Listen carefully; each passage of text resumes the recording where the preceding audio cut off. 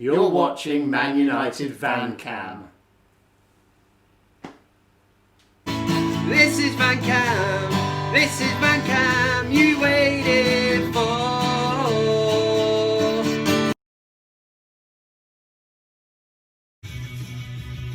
Hey Steve, do you want to talk about the derby? Thought not, bitter blue knobhead. Well, if you come from Manchester, you're sure to be a blue. Mustang Colliers, Salford ankles too. And if you think that this is true, you're nothing but a fool. Cause in this town of Manchester, Man Utd rule, tra-la-la-la. How are we doing, everybody? I am Kev Rashford, back in the saddle for another edition of the Man Utd VanCam. Hope everybody is well. How could you not be well since the last time I spoke on this glorious thing that is Man Utd VanCam? Man Utd turned up at the empty, and it wasn't empty because United were there. Oh, it's another blow. Yeah, Man Utd 2, Manchester City 1. I just did not see it coming, man. It just goes to prove that even experts like myself can be wrong once in life. I did say that I really thought United would get beat, and Man City with this oiled animal, don't know if that makes sense, but they were gonna basically be well up for it. And what a surprise, man. There was a few question marks about Luke Shaw starting.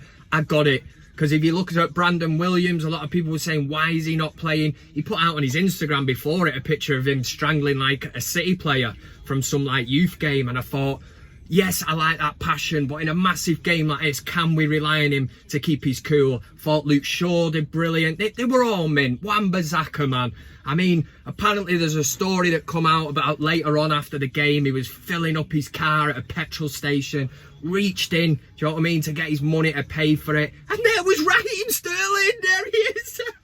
You having that? You can put that in the bag and have it. But yeah, absolutely mint, man. We absolutely schooled them on the counter-attack, which is Ole Gunnar Solskjaer did his homework. And anybody that says any negative shit about this man, he's got no tactical nous or whatever, he did Pep that day. Yes, the players are a big part of that, but there was a game plan. You could see it was like in-game management, played 10 minutes or whatever. We'll sit back a bit, boom, boom, boom. We could have been 3-0 up at half-time. We weren't. We will take that result. That is a massive, massive 3 points. And the scenes at the end, Solskjaer going up to the crowd, even Solskjaer when he comes over to Sir Alex Ferguson and Sir Bobby Charlton and salutes him. You know, this is what we want at Man United. Why do we need Pochettino? Tell me, what's Pochettino done? You know, we want Ole Gunnar Solskjaer. We want to see him succeed. And it's nights like that that will ultimately see him march on and silence the Ole out haters. Yes, what a week, man. What a week. But before I get in and tell you very quickly what's coming up on this week's show, I think it's only right. Last week I was on my works too. I couldn't make the live comments. I did have a quick blip through them, and I was amazed at your generosity. So I need to do the, what is it now? The appreciation society, super chat appreciation society. Woo! And in true VanCam style, we need that Irish beat. Spin that shit! So Alex Rudd was the first in. He said, this is how we imagine Kev's funeral will be like. Don't even know what that means. I'm not even thinking about my own funeral yet. Sion Jones was in there and said, pint money for Kev. That is appreciated. I actually need a haircut this week, so I might use the £5 to get the wig cut. Robert Ingram was the absolute star of the show here. $19.99 US. Eat the Ballycastle rolls. Yum. Sound of will. And Zach Marriott as well. $9.99. Top content as always. Kev, nice one. Have some Guinness on me. I am going to have a shitload of drink this weekend and a kebab to sort me head out. Thank you as always. Coming up in this week's show, we're going to kick it off with Fellaini Watch. We're then going to go straight in. Did he just say Fellaini Watch? I did! We are doing Fellaini Watch, man. There is some Fellaini news that needs addressing, which means the wig's going on. Fellaini Watch is back. I'm really spoiling you. Get the Ferrero Rochers out, man. Let's have a party. So we're going to do Fellaini Watch. We're going to do CockStroker of the week. The big VanCam debate. We'll have a quick look at the VanCam Fantasy Football League. And if I've got any time at the end of the show, I might look at a few of your comments, so make sure you get them in. And yeah, innit great, man. It was followed up, Man United's derby victory was followed up by a Europa League win against AZ Kickers. A game that I was at, took my lad along to it, my mate was with his lad. We had a great old time, yeah, it was alright. Yeah. Enough said. I know what you're waiting for, man. Let's just get this show kicked off in proper style. We're gonna do and bring it back, Fellaini Watch.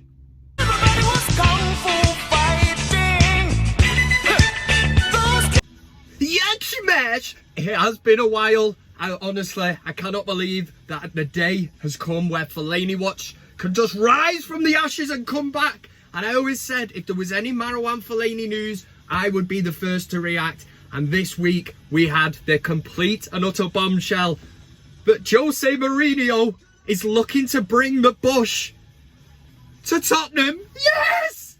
Let's get it done, man. I'm so excited. I want to see the Bush back in the Premier League. Don't want him back at United. But to see him, oh, just the meltdown at Tottenham. To say that the Tottenham fans would be underwhelmed would be an absolute understatement, man. Imagine the Bush rocking up at Tottenham Hotspur. And a few people did say this in the comment section the other week.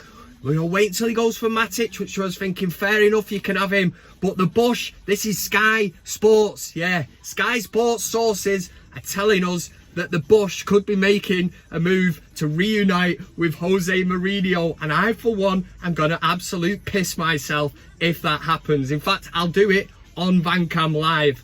Doesn't sound very nice, does it? But yeah! Bring back the Bush! Everybody was kung fu fighting.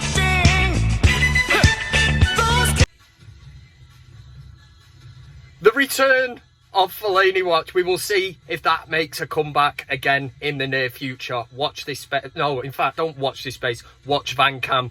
Next up, CockStroker of the Week. CockStroker of the Week. Okie dokie, here we go with CockStroker of the Week. This week I have compiled 6 nominations. Yes, that's 6.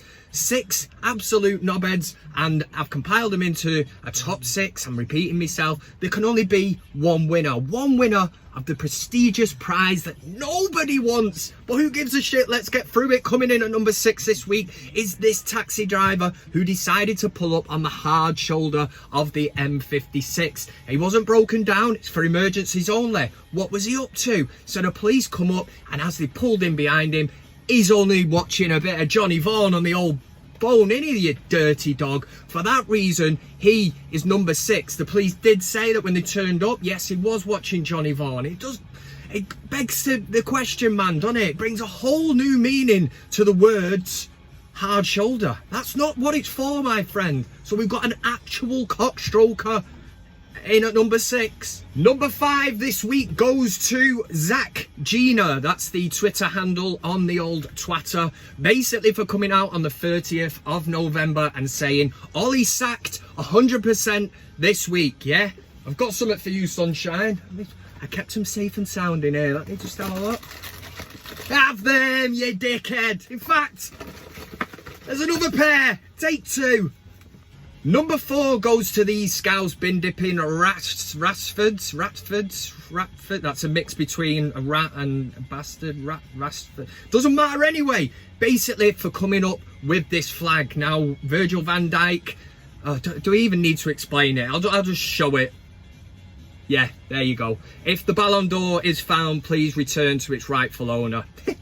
Them Scousers, eh? They've got such a great sense of humour. Number 3, it's an old clip, but in light of Manchester United making sure that Manchester is red and beating Manchester City 2-1 at the Etihad. Oh, it's a low blow. It wasn't empty that day because Man United were playing. Anyway, on with it. Neil Patrick Harris, the American actor, was invited along to watch Manchester City and thought, I'm going to film something. I'll put it out on social media, man. This will be great. This will be awesome. The only thing he failed to do was actually mention the team that he was supposedly supporting, and instead said the mighty Manchester United. MetLife Stadium for our first football/soccer game.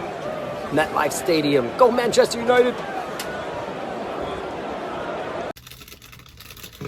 Number 2, coming in this week at number 2 is Corriere dello Sport, which is an Italian sports newspaper. Pretty mint at the old Italian, aren't I? Basically, for this absolute scandalous headline. Now, whoever decided to actually go ahead, yeah, let's put this out to print, that person is basically the CockStroker number 2 this week.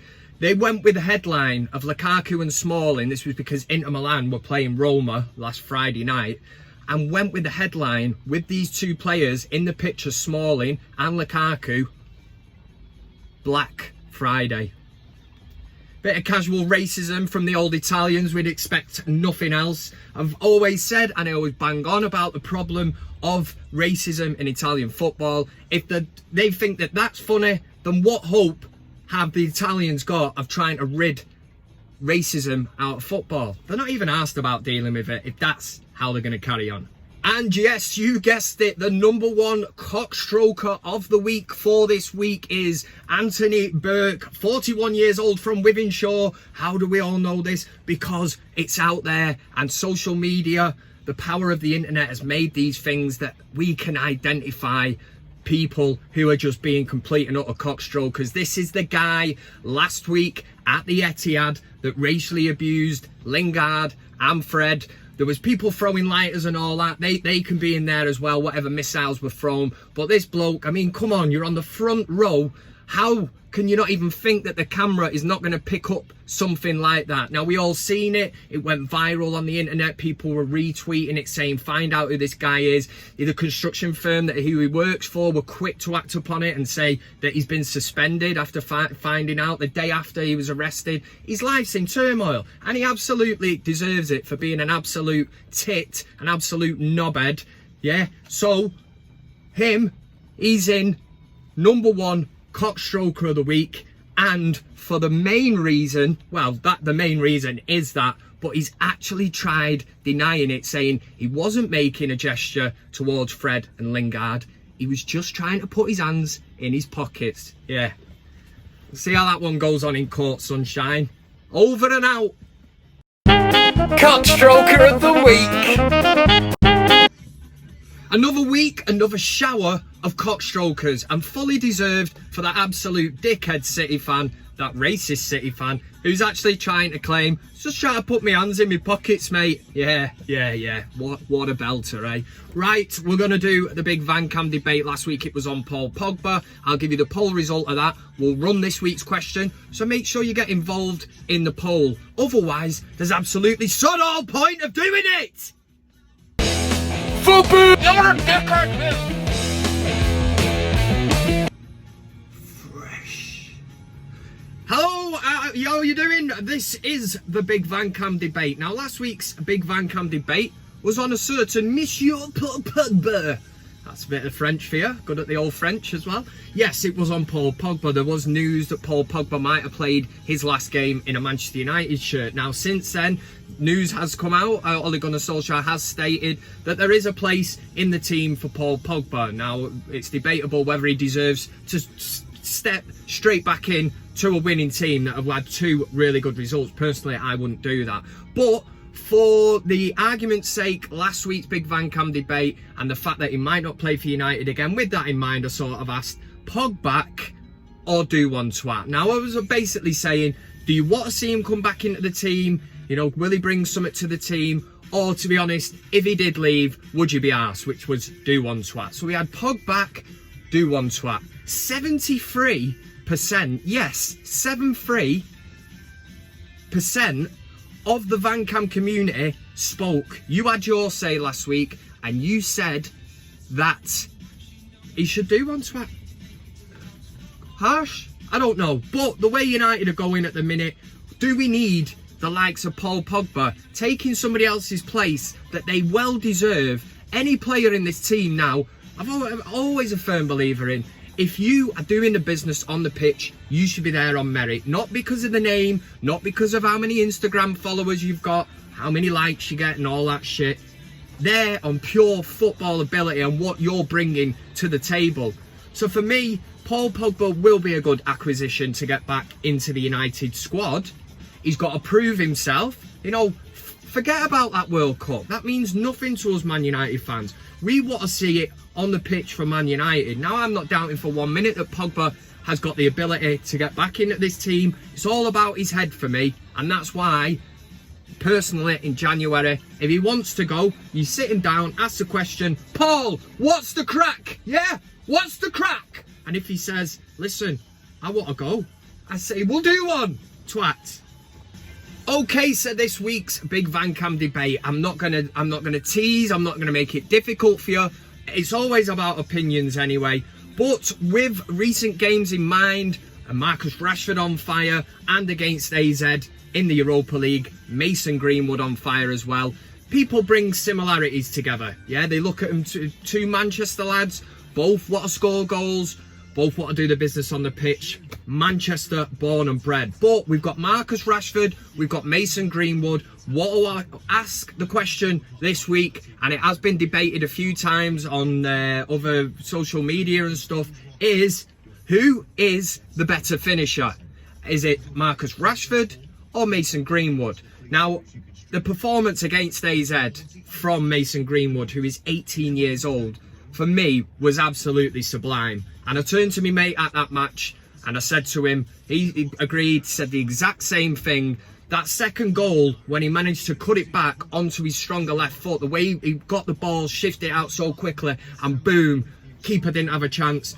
Van Persie-esque. I said, he just reminds me of a young Van Persie. Now, I don't want to blow smoke up his arse. I don't want to heap any more pressure than what's already on him. But it's a compliment. It is a compliment for me to say that Mason Greenwood reminds me of the brilliant Robin Van Persie. So, a nice easy one for you this week. I'm not making it difficult. It's a matter of opinion. Make sure you get in the comment section. Let me know your reasoning for whoever you choose.